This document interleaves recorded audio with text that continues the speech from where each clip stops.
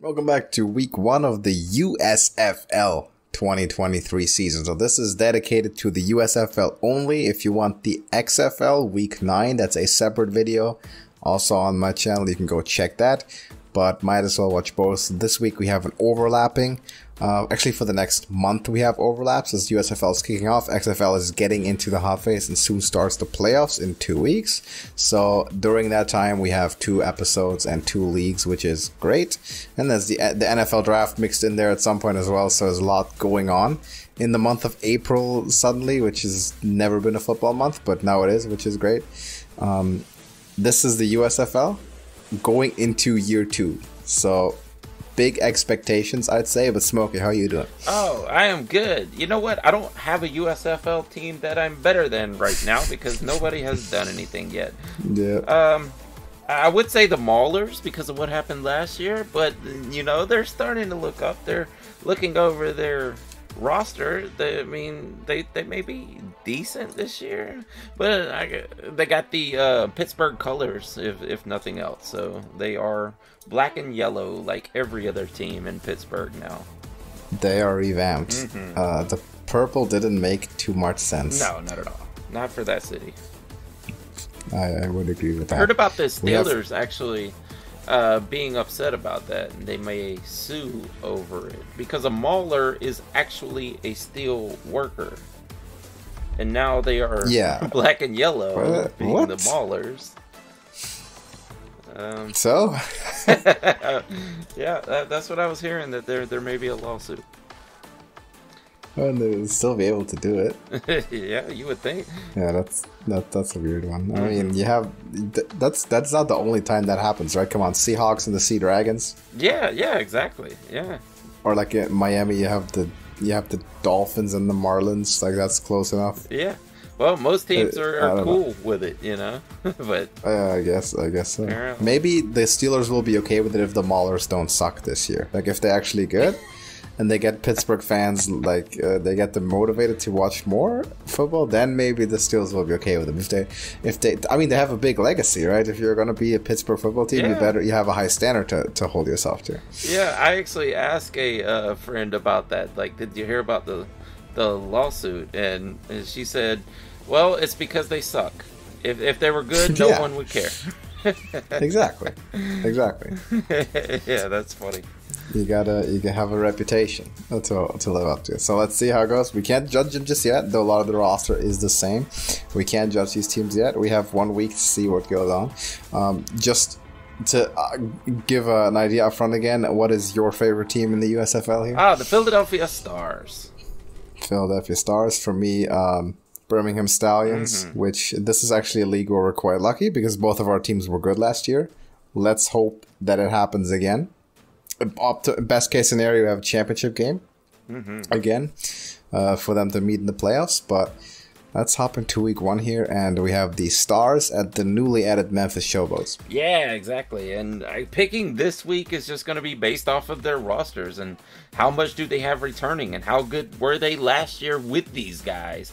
We have Case Cookus, who is back, and looking at the roster right now, I was kind of disappointed to see that Brian Scott is not on there as a backup, although Vad Lee, the guy that they signed in the middle of the season off of the street or whatever last season, I can't remember if it was with the Stars, but I do remember he had a really good game coming straight out of working in a grocery store or whatever it was, onto the football field. He actually had a couple good games, if I remember right. I don't think it was for the Stars, though.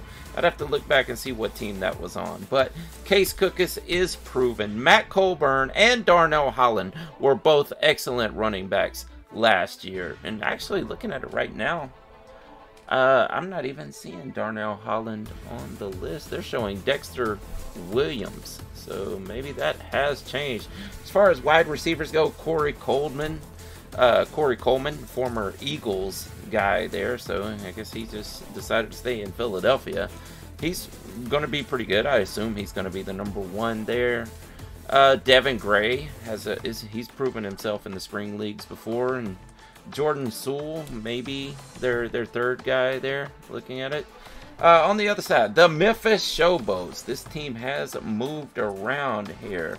I have no idea who they are running quarterback. I see that they have Brody White, Cole Kelly, and Ryan Willis. I have no idea which one of those they are going to go with. Alex Collins, though, that is a former NFL standout. That's the guy that does the Irish line dancing and had a couple great seasons for the Ravens. David Ham is also there. He's done a little bit of work in the NFL. Osiris Mitchell at wide receiver. Todd Haley's team actually looks really good.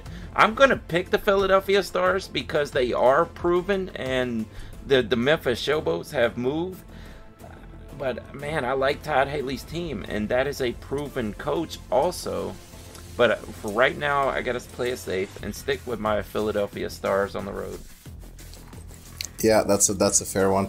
I like the potential for the Showboats to have potentially a very explosive offense, like you mentioned, probably featuring Alex Collins. That's like probably the biggest name NFL-wise. Maybe the biggest name on the team, other than Dylan Mack, I think, is a name that's... he was actually one of the top recruits during high school, I think in 2016 or something, 17. Went to Texas A&M and never really broke through in the NFL. But he's on the roster here, and a potentially very disruptive defensive tackle. I'm assuming Brady White's the starter because for no other reason other than he went to Memphis, for his college. That's the only reason. Again, as we usually expect in these leagues, there's probably going to be some quarterback rotation, especially for teams that are still kind of trying to find out what's up. Some of the more established teams, like the Stars, it may not be. I'm assuming Case Cookus is the starter until further notice. He was a starter last year, and they performed very well. He took them to the championship game.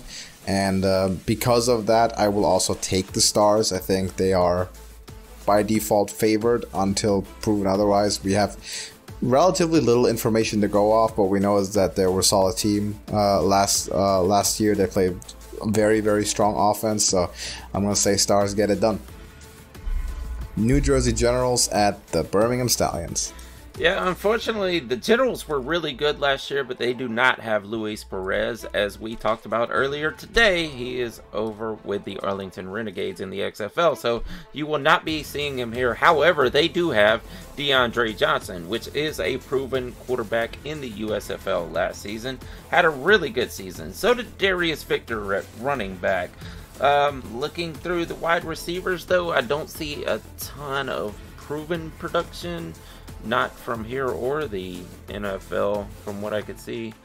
Darnell Stewart, that name rings a bell, but it's not really an amazing standout or anything. But over on the other side, the Birmingham Stallions, they are back. They are the champions of this league. They are back with Jamar Smith and Alex Magoo, which is a pretty good combination of quarterbacks right there. They started off the season last year with Alex Magoo and switched to Jamar Smith. And they were both really good, as a matter of fact. And didn't they end up keeping Jamar Smith in and running the championship with him? I think Alex may have gotten hurt at some point.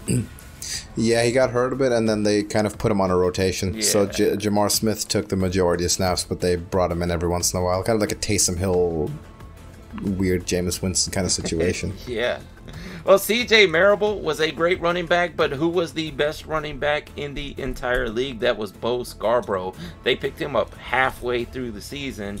As far as wide receivers, Marlon Williams, Deion Kane, these guys are pretty good. I think Skip Holtz has a really good team going here, and I can't go with the New Jersey Generals without Luis Perez, so I'll be taking the Stallions at home.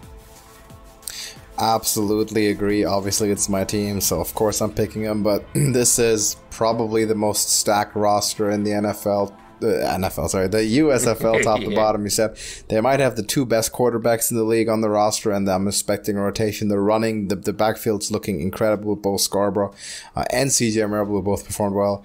And then you still have the standout Scooby Wright on defense, who somehow still is not back in the NFL.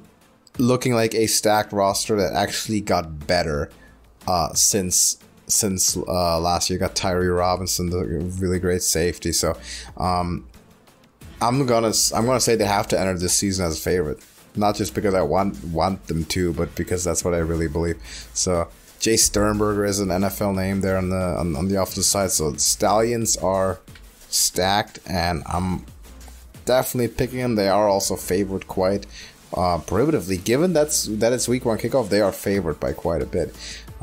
So I'm going to take the Birmingham Stallions. They went 9-1, won the championship, nearly undefeated last year, and they have an established, nearly unstoppable offense in the USFL, which especially in week 1 is going to dominate. No brainer, give me the Stallions. The Michigan Panthers at the Houston Gamblers. Now these two games right here coming up are very tough.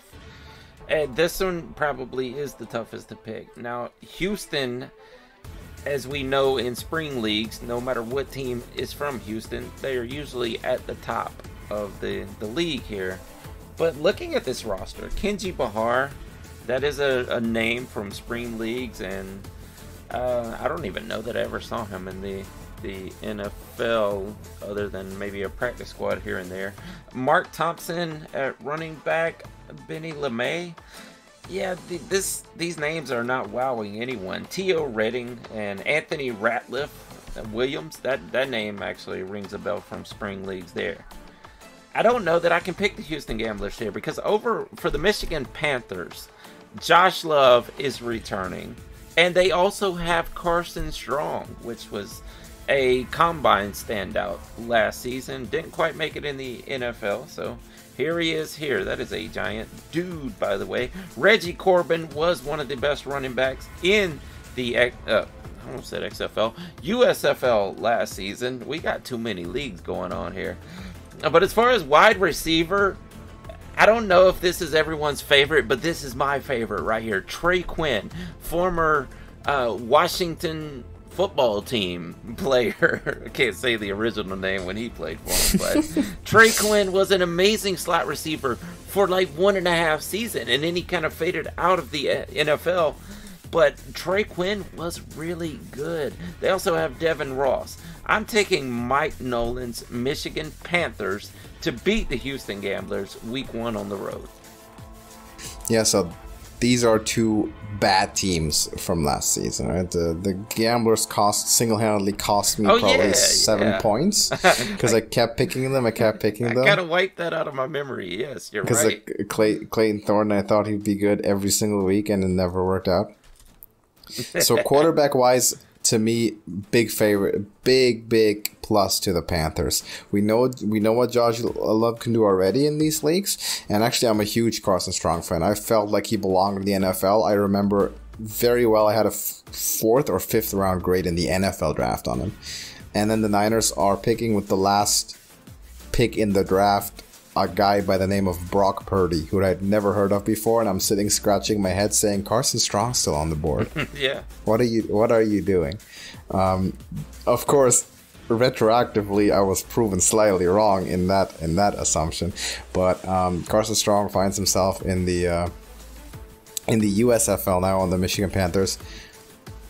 I'm assuming it's Josh Love's job to lose, but if we see some rotation here, I think we have a lot of potential to see Carson Strong be a standout in this league and actually play his way into an NFL opportunity a la PJ Walker or Jordan Ta'amu. I think he really has the potential to do that, and I think he needs a chance. Hope he gets it. I would love to see him actually play professionally, because the toolkit that he brought, and this is why I valued him so highly in the NFL, is he probably has an arm comparable to Josh Allen or Matthew Stafford. I mean, he'll throw it into the end zone from the 20, and that is valuable. You know, that's something that a lot of NFL scouts look for. He's a rocket arm, but somehow he ended up undrafted. So to me, the Panthers have a lot of potential in this one. They're actually one of the sort of underdog favorite teams, in my opinion. It's weird to say because they sucked so bad last year, but with that quarterback room, a lot of potential. Added some names around him. I'm taking the Panthers. The Gamblers are favored. I think I don't really understand why, if it's just solely based on last year's record, but Sort of the only constant was their quarterback at Thornton, and he's no longer there. So to me, this is definitely quarterback offense advantage. Panthers on the road, and they're going to win. Maybe this is also a personal gripe for me because the Gamblers cost me so many games that I'm just not picking them anymore, just out of spite. Yeah. But who knows? Finally, we have the rebranded Maulers at the New Orleans Breakers. Yeah. I want to believe that the Maulers can be better this season. They were the worst team in the USFL. They were worse than the Gamblers, believe it or not. And they were worse than the Panthers, who were right at the bottom with them. But looking over this roster, I do not see bright spots, especially at quarterback. Troy Williams, I believe that's like the Bowling Green quarterback from a good while ago. James Morgan, never heard of the guy. I don't know what they're going to do at quarterback, but they do not have any standouts. Maybe one of these guys will impress. Maybe they'll come through in the end. Madre London actually is a standout running back, so I kind of like that for the USFL last season, that is. But other than that, Trey Walker, Bailey Gaither, yeah, these names are vaguely familiar. On the other side, though, it doesn't look a ton better for the New Orleans Breakers. Yeah, well, they don't have Kyle Sloter anymore, that's for sure. Bethel Thompson, maybe. Yeah, West Hills. Ezra Gray. Ezra Gray is a name that stands out. Now, last year, at wide receiver, Johnny Dixon was a standout in this league. And Jonathan Adams, if that's the same Jonathan Adams I remember, he's bounced around a little bit. Yeah, this is tough, man. John DeFilippo does not have the stars on this team, but neither does Ray Horton with the Maulers. You know what? I'll just go with who was better last season, I guess. I will take the Breakers at home. I will also take the Breakers. Sadly, we all pick the same one, but I have a very different, very strong logic for me taking the Breakers, okay, which is purely the sympathy of seeing McLeod Bethel Thompson on a active football roster in 2023. So this is probably the last name in all of humanity that I would have ever expected to see. Yeah. And if you don't know, he actually has an extensive history in the NFL. And I know of that because he spent probably 3 or 4 separate stints with the 49ers as a third-string quarterback. And I'm not joking, the last time I read that name was probably in Madden 2015. And I look through these rosters in preparation for the video, and I recognize him instantly. And he is in his mid-30s, by the way, now. I don't know what he's been doing this whole time to suddenly pop up again where he's been. Apparently he's played in Canadian League. He's played in Canada. Yeah, he's played in Canada the whole time, and now he's suddenly back. Incredible. So he's back up for a bunch of NFL teams, disappears completely off the map, aka Canada, for like 5 years, and now he pops up in a spring league, which is awesome. So I will take the Breakers. I hope he gets to start. He's definitely the most experienced quarterback in the league. Yeah. Definitely most NFL experience, which we've seen proves to be very valuable. If you look at over at the XFL, you have someone like AJ McCarron and Ben DiNucci, or the best, or Jordan Tamo. Even all those quarterbacks have been in the NFL, and it helps. It really helps because the mental game is at just that higher level. For quarterback, that's very important. I'm assuming he's going to start. They have a couple of rookies, basically, as backups. So maybe someone's going to take over if they prove themselves. But to me, this is just look better. The Maulers, honestly, not a lot of reputable, recognizable names on the roster. Mm-hmm. They're coming off of a tough season, obviously. They won just a single game last year. I'm not too high on the Maulers, and I feel like they're probably more likely than not facing in a tough season. Breakers are also favored quite strongly in this one, which is rare to see in a week 1. But now we have some ideas from last year already. The bookmakers are taking a little bit more of a risk with widening these spreads. But yeah, I'll go Breakers as well. From last year, I think they have more talent than the NFL quarterback experience, which counts for a lot, especially in uncertain situations. So Breakers for me. That means we all pick the same, all 4 games. Hopefully we'll be wrong at least on some of them, so that next week we will our opinions will drift apart a little bit. Yeah, hopefully. That would be great. I feel bad for the Maulers, though. Already? I mean, this is the Guardians right here. Except I don't think there's going to be as good as the Guardians. I would love to see the Maulers play the Guardians to see what happens. Oh, yeah, the Maulers and the Guardians. Yes. And, like, the loser of that just goes to Canada for next year. Like a video, yeah. You gotta go to the Canadian Football League if you lose. Exactly. Yeah, get relegated. I just had high hopes. I was like, they have to be better, right? They're probably making moves all off season. They're gonna set it up, and then I pull up their roster, and it's just like, wow, wow, wow. There's no names. They have no. Montre London was a USFL standout last year. That's all they have that is notable at all. This team's going to be bad again. I hope they can turn it around. I hope they can do something. But they made no efforts to get any proven players, doesn't seem. Garrett Groshak may end up splitting time with Montre London. But, yeah, I don't know, man. I don't know. Maybe they can do something. But yeah, doesn't look good for the Maulers. I'm not buying it either. I'm not gonna full on doom on them just yet because no one has played a game. But there is a chance that this becomes a Guardian situation where, like, for the next 8 weeks you're gonna open with the same line. In which case, possibly unfortunate. And then maybe the year after we will see that team replaced or relocated to a different place. Because I'm pretty sure all of, like, Yinzer sports organizations will. Oh, they're gonna be bind together to physically remove the Maulers from the Pittsburgh city limits. Yeah, that's a championship town. They're not gonna put up with that for too long. They'll throw them in the Allegheny River. Yeah, push them to Detroit and continue the history of failure, I guess. Yeah, but we'll give them a chance. It's week 1. Clean slate technically, but you have to. If you're the Maulers, you have to have been able to, like, be in the market for one of those NFL, like, experienced quarterbacks, like Bethel Thompson, right? Yeah. Clearly he came to the league, so why not go pick him up? Someone like that. Why didn't you get Brian Scott? He's available, and he's a proven spring league guy. He is. There's a lot of guys. There's a lot of guys that could have picked up. Yeah. I mean, Kyle Sloter's available. It'd be better than Troy Williams or the former Bowling Green quarterback. See, here's one that I would have loved to see, right? Cam Newton. How about Cam Newton? With the Pittsburgh Maulers. He's going to play for $50K a year?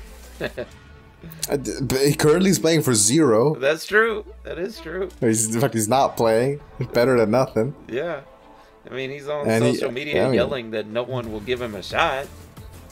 To call up the USFL. I'm sure a lot of teams will give you a shot. They'll pay you a nice bonus and you get to audition for the NFL. Yeah. Instead of throwing at the Auburn Pro Day. Yeah, exactly.